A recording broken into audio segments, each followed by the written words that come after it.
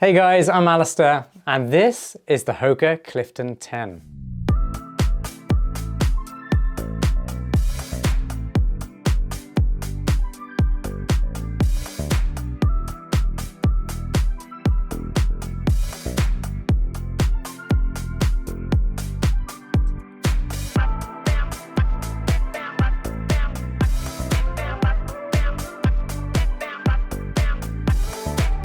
If you've been following the channel for a while now, or you've been following the blog, trailandkale.com, by the way, if you haven't checked that out before, I highly recommend it. There's way more content on there, not just reviews of running shoes, but also outdoor gear and cool guides and tips on how to make yourself a better runner. So definitely check that out after watching this video. So if you have been following me, then you'll know I really liked the Hoka Clifton 9. It's an incredibly versatile, do-it-all daily trainer that is lightweight and cushioned and just super comfortable, very easy to get those daily training miles and long run miles in. So how does the Hoka Clifton 10 compare to the Clifton 9? Well, you're about to find out all about that, how it compares to the previous version and whether it's worth the price tag of $150.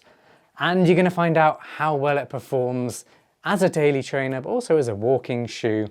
I'm going to let you know the things I really like, the areas where it could be improved, and of course you'll get my final verdict at the end of this review. For those not familiar with the Clifton range then, the Clifton 10 is very much a daily trainer for bagging easy miles. It's a relatively lightweight, cushioned running shoe. It's not plush, it's pretty well balanced, and it has a nice cushioned high stack in the midsole, but it's designed for easy runs and logging long miles. So it is a very versatile daily trainer for any runners, whether you're a beginner or advanced runner. You just need a shoe to get those miles, feel good whilst you're getting the miles, and just have an enjoyable run and not feeling like you've really overworked yourself during that run. That's what the Clifton 10 is designed to do. And I have to say, it does it really well. And it does look hugely like the Clifton 9, I'll admit. To the untrained eye, you probably wouldn't be able to tell the difference. But the Clifton 10 does come with some improvements over the previous version. Now these improvements, or updates, you could call them I guess, because some of them aren't improvements, do include stability, durability, and the ride experience has changed a little.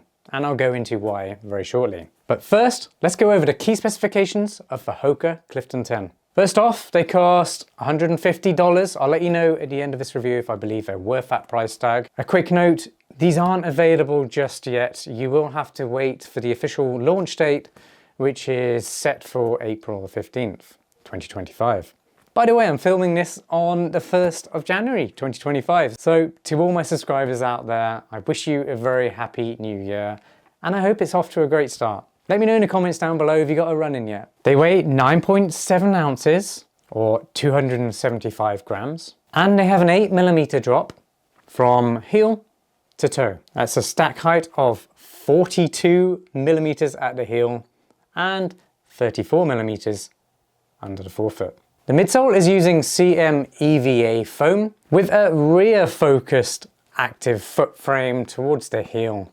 And that gives the shoe a little bit of extra stability over the Clifton 9. The upper is using a breathable jacquard mesh, which actually has some reflectivity built into that knit. And it is very breathable and very smooth to the touch. The outsole has segmented rubber compound.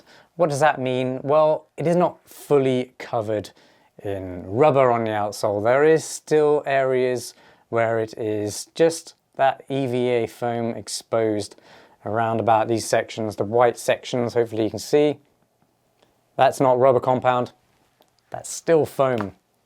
How do they fit and feel? Well, they're very much true to size and they are very much consistent with the Clifton 9 that came before it. So if you're a Clifton fan already and you're just wondering whether you need to change your sizing for the next version, well, the fit is incredibly similar. Go with the usual. And they still have a medium width. The jacquard mesh is super supportive. The collars and the heel counter, there's lots of padding there, but it has a little bit of rigidity to it.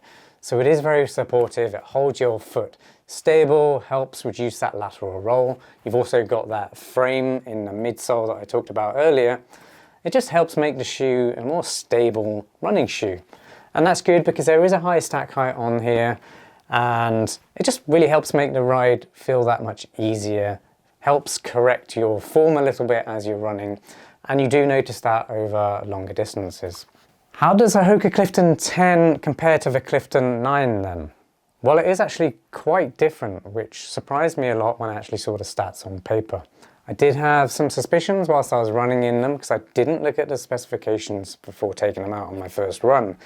And my suspicions were correct. So firstly, they are a little bit heavier. They now weigh 9.7 ounces when before they weighed 8.7 ounces. And they now have an 8mm drop from heel to toe, whereas before they had a 5mm drop. I really loved the ride that 5mm drop gave me on the Hoka Clifton 9. So this is actually really interesting. I'm interested to know why Hoka changed this drop to, well, actually quite dramatically to an 8mm drop. Still a medium drop, and I guess they're probably trying to target runners or make this shoe ride better for slower runners or runners who heel strike more. They have also revised the placement of the rubber compound on the outsole.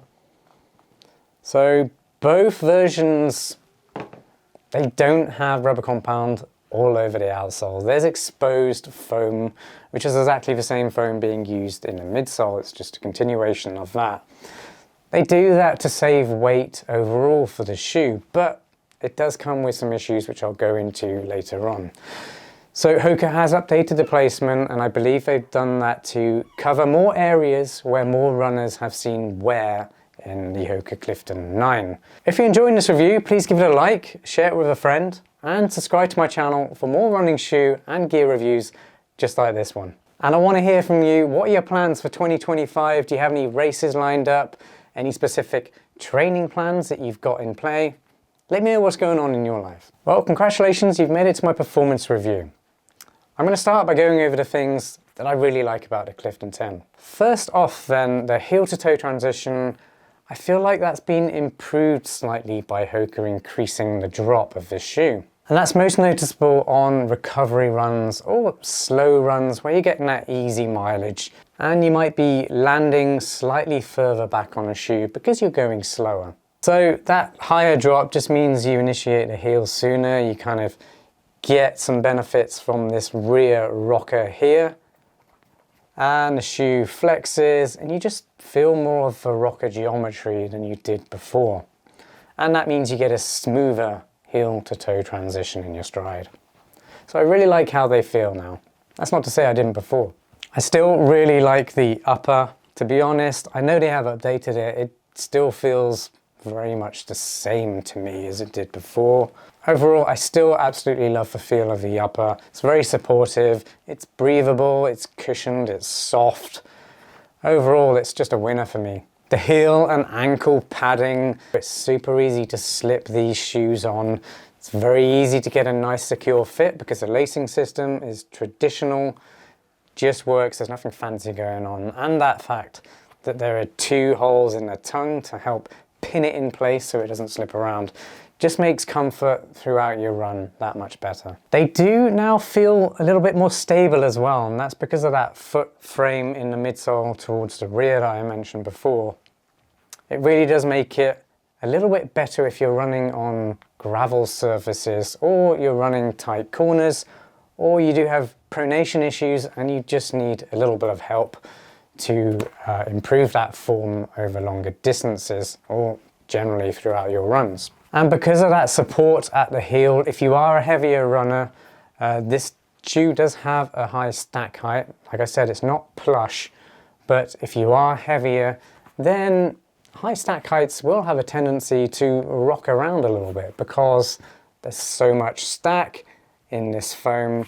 If you are heavier, you are able to manipulate that foam and create instability and rock around on there. So having this extra stability, if you're a heavier runner, you're gonna notice those improvements, and I think it's really gonna help you out in your run. It's still an incredibly reliable, cushioned, comfortable, and very versatile daily trainer that allows you to run long miles or just bag your daily mileage. If you read or watched my review of the Hoka Clifton 9, then you'll know I rated this really highly for walkers as well. So if you're walking around town, you have a job where you're on your feet all day, maybe you're a nurse or a doctor, or you walk dogs, anything like that, the Clifton is exceptional for that. And it's even better now because it does have extra stability. It's generally super comfortable if you're on your feet all day. On to the areas that you should know about, or areas I feel this one could be improved for version 11.